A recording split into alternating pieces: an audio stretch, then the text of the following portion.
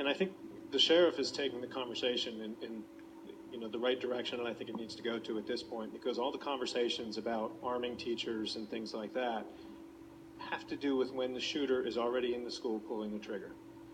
And that's great, and that needs to be addressed, and we need to figure out what the proper response is at that point. But the conversation needs to move back a whole lot further to how do we prevent that child or that student or that person from coming into that school in the first place? How do we back that process up to identify that person before it ever happens, to identify all the weaknesses in our society and our community that lead us up to that point?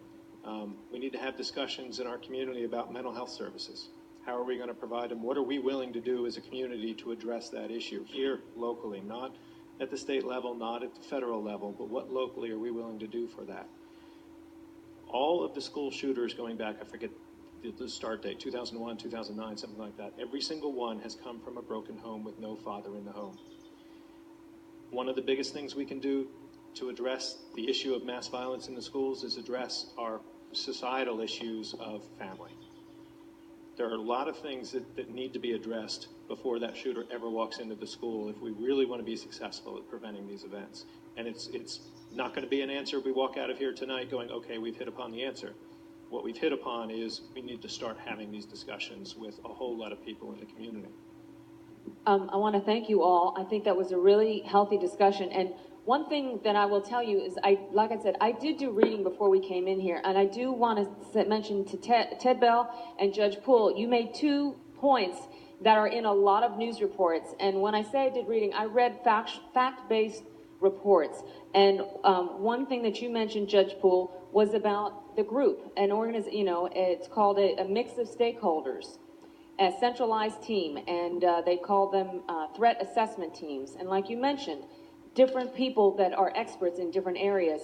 But not only that, they talked about them at individual schools, but also a central one. And to Ted's point about prevention, and a lot of the reporting that I've been reading talks about that, so that the shooter is not in the school and potentially you're face-to-face with that person who potentially has an AR-15, or a semi-automatic weapon, where a single gun might not be able to do much. We don't know, but that's some reports. There is some reporting about that. But the prevention aspect, and so I think that that's a good discussion. And I think that when I talked to Brandon, I asked him, what is your goal with this? And I think part of that, for him at least, I don't know, where are you? There he is to come away with some ideas, some concrete ideas, so it's not just a conversation, it's something where the school system and the community moves forward with some concrete ideas of what you might be able to do, and various points. And then, thanks, Jim. Another question, this could be addressed to, I guess, anyone who wants to answer it. Will more be done for our rural schools that are far from a town or city? Who wants to address that?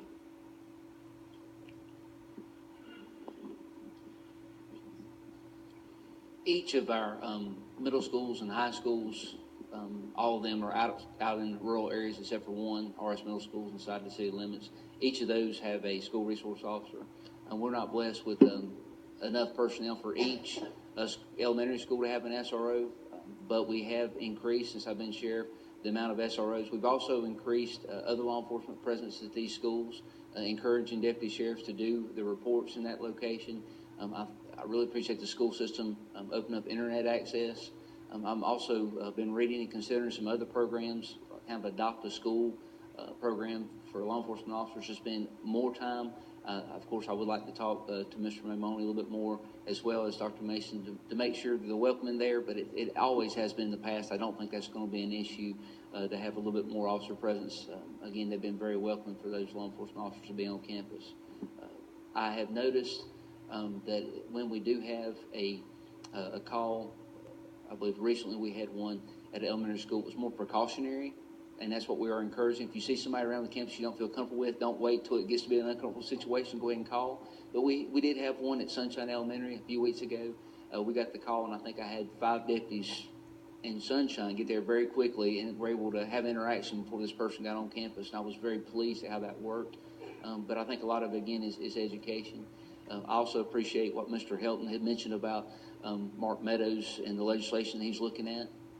Mr. Hendricks was a big part of getting an additional school resource officer for the sheriff's office, and I appreciate Mr. Benfield, our commissioner, having law enforcement experience. You know, as those programs come around, make sure that we do look at applying for any other school resource officers. But Dr. Mason was a big part in having Mr. Hendricks do that, one of her employees at that time. So we are looking at that, and I think it's viable to get. You know, I would love to have one more elementary SRO, but I also understand budgets. I've been around